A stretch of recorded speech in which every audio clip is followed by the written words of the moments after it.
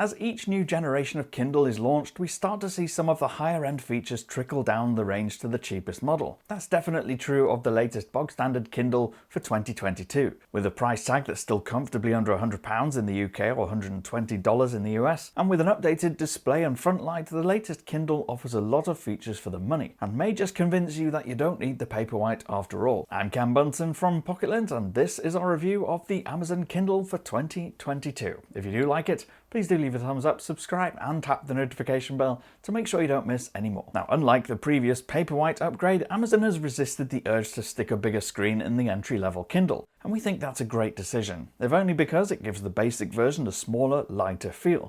It's small enough to hold really comfortably in one hand, and it's only 158 grams, so it's not heavy either. In fact, it's lighter than most smartphones.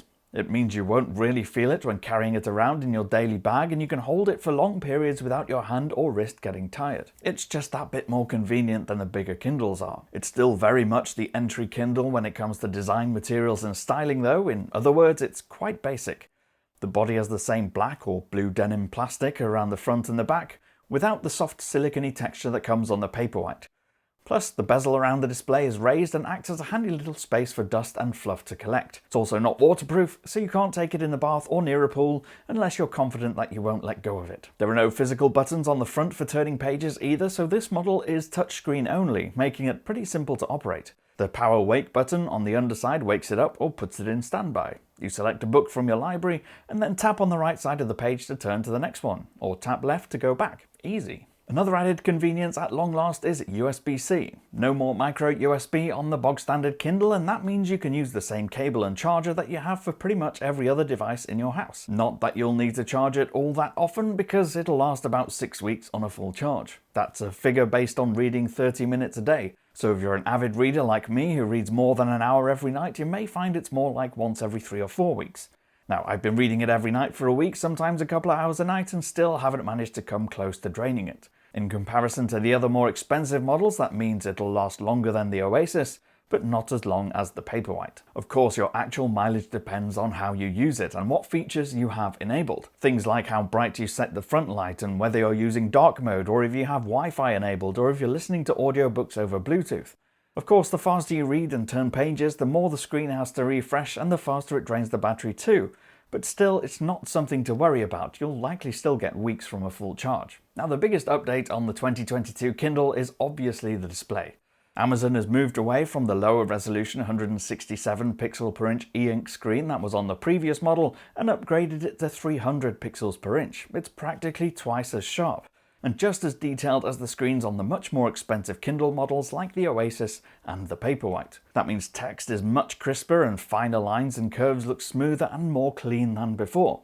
It's a no-compromise reading surface, offering a near ink-on-paper experience, and although it's missing some of the more advanced elements like auto brightness and adjustable warmth, it means you don't have to suffer with legibility if you like smaller font sizes, which in turn means you can adjust it to have more text on the screen and still be able to read it clearly. There are 9 font families to choose from, including the popular Bookily, Helvetica, Baskerville and Futura, as well as the open dyslexic font designed to make it easier for those with dyslexia to read text. For all of those fonts, you can adjust the size with 14 degrees of size to choose between, plus 5 levels of boldness. What's more, you can adjust how spaced out the lines are, how they're aligned, how wide the margins are, and whether you want to read in portrait or landscape. There is a lot of customization here. The new display, combined with the 4 LED front light system, has also finally got dark mode as an option. You can toggle it on manually at night time, and it reduces glare, giving you a more relaxing view. As always with the Kindle e-ink display, you don't always need those LEDs either. Its strength is that it reflects external light and is clearer to read the more light you have in your environment. The front light system just means you can read it at night time too, or in lower light situations. Being e-ink does mean that the refresh rate isn't super speedy.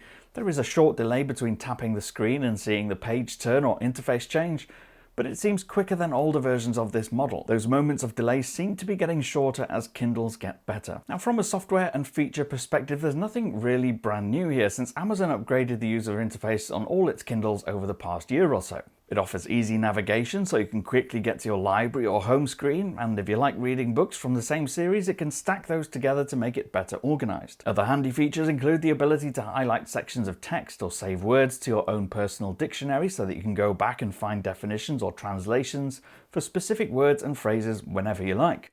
Or if you just want to save quotes you really like, you can do that too. Amazon's strength, of course, is in the ecosystem. It has millions of books available to buy in its Kindle ebook store, but more than that, if you're a Prime subscriber, you get access to a rotating collection of books and magazines with Prime Reading.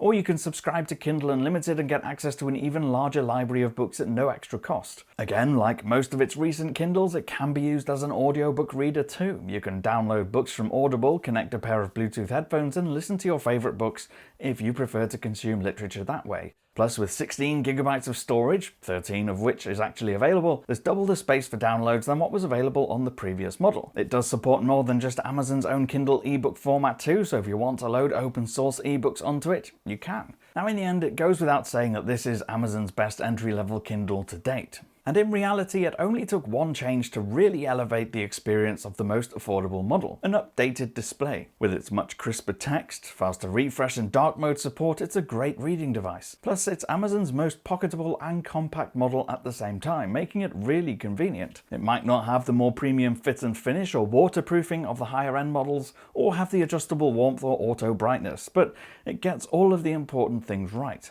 It's a fantastic e-reader and one that won't cost you the earth. If you've decided you are going to buy one, don't forget we leave a link to the best deal in your area in our description box down below. If you did like this video, please do leave a thumbs up, subscribe and tap the notification bell, and I'll see you again in the next one. Bye for now.